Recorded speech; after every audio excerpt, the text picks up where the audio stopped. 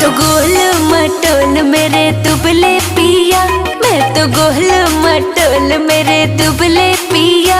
सासू क्या खा के इनको पैदा किया, सासू क्या खा